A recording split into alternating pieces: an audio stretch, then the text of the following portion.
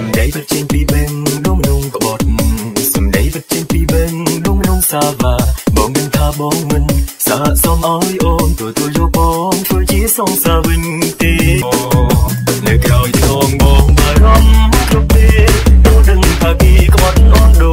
ចបងដូចសាក់ទឹកអ្នកអាណិតអូនជួបតែខ្ញុំក្បត់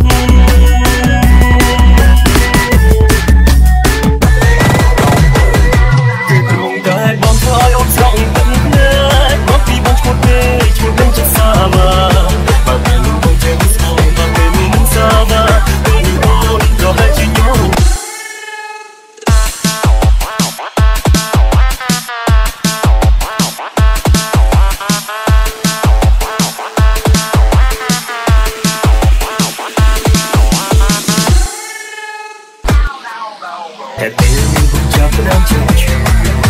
ហើយបងក៏ចាប់ផ្ដើមចេះហត់ទៅមេត្រាក្រោយពេលដែល